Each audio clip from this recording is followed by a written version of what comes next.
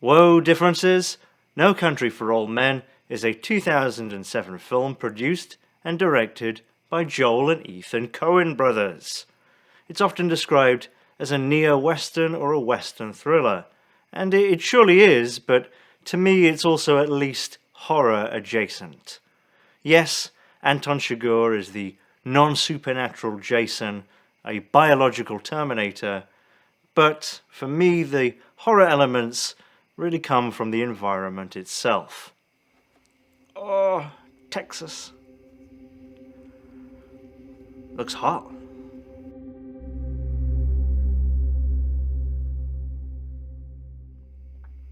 Made in 2007, No Country for Old Men is based on the novel of the same name from 2005, written by Cormac McCarthy. The adaptation is pretty true to the book, of course with some changes, probably the most notable being its shift in focus. The book is far more concentrated on Sheriff Bell and his side of things, constantly giving his perspective. You can't help but compare yourself against the old-timers. Can't help but wonder how they'd operated these times. The film's telling of the story is far more shared by its main characters. Set in 1980, it follows Llewellyn Moss, a welder and Vietnam vet, as he discovers the aftermath of a drug deal gone wrong and makes the terrible, just awful decision to abscond with the money. Hot on his heels is Anton Chigurh, sent by the northern side of things, but quickly turning rogue, and following both of them, as best he can, the weary Sheriff Bell.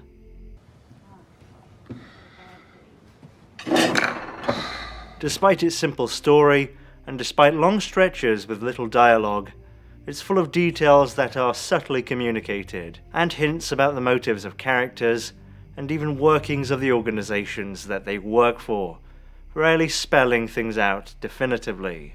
For example, Chigurh at first identifies Moss through his truck's vehicle identification number. Even in 1980, surely a random person couldn't just call the courthouse and get someone's address from their VIN. So, do the mob have connections that can? Carson Wells, who's eventually sent by the North Side to rein in Chigurh, at one point tracks down Moss to a hospital in Mexico.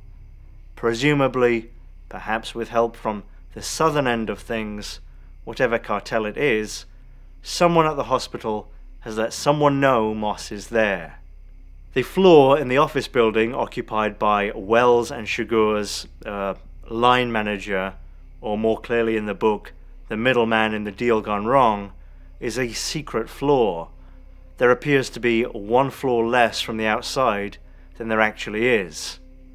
You can't do such a thing without lots of people knowing. So I'd argue that these things point to deep, systemic corruption, but also an unsavory society where the rot is broad and old enough to be inherent.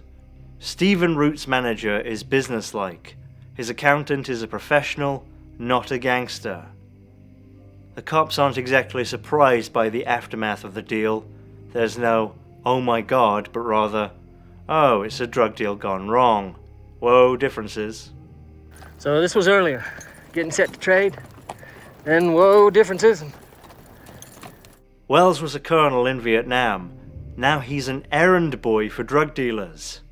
Moss was an infantryman in Vietnam, doing 2 tours, and his wife works at Walmart.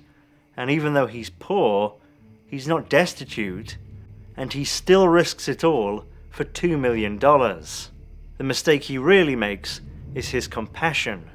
He returns to the scene to give a dying man water, despite having already made a clean getaway. Because of his compassion, he gets multiple completely innocent people killed, including his own wife. Chigurh, on the other hand, is a sadistic psychopath who isn't just killing people out of efficiency, but for some sort of pleasure. There are many different moments where he really just wastes his own time and risks his own capture. For example, when Chigurh is harassing the gas station attendant. It's for his own amusement. If Chigurh actually thought there was any danger in the attendant identifying him, he'd just kill him. Instead, he fucks with him for an inordinate amount of time for someone on the run, for kicks. You don't know what you're talking about, do you? This isn't the disconnected efficiency of a total machine-like psychopath. It's the actions of a maniac who enjoys all this. The police are unable to stop him, really unable to stop any of this, and the violence is apparently routine. At the beginning, Sheriff Bell's narration sets up the theme of the entire film, and this is reiterated by his colleague, the Sheriff of El Paso. The country they know is decaying. You know, if you'd have told me 20 years ago I'd see children walking the streets of our Texas towns with green hair. Oh, it's the tide. It's the dismal tide. But Bell's cousin, Ellis, gives a different perspective. Their country, whether that be this part of America, the whole country, the world, has always been violent. It's not the country decaying, it's the old-timers aging out. The contemporary violence becoming sourer, the old violence forgotten. What you got ain't nothing new. This country's hard on people.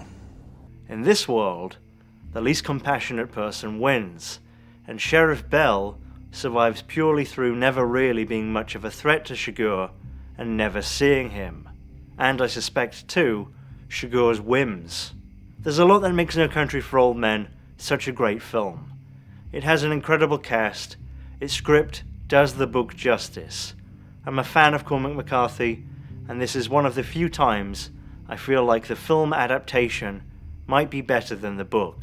The shots are simple but evocative and considered, the measured absence of score, sometimes dialogue, and the pacing make for an unendingly intense 2 hours.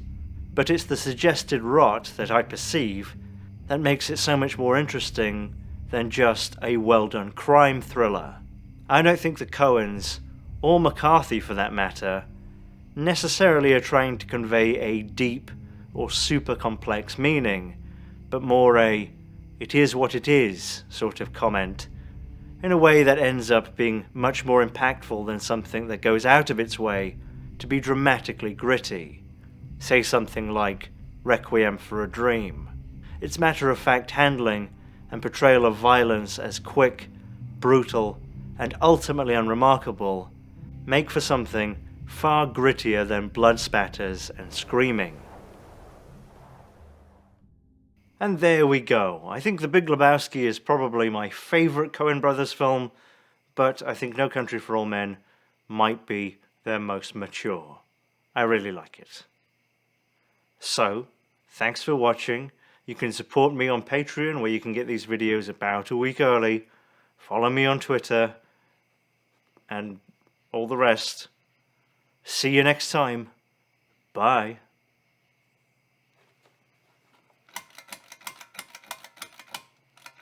You didn't see me.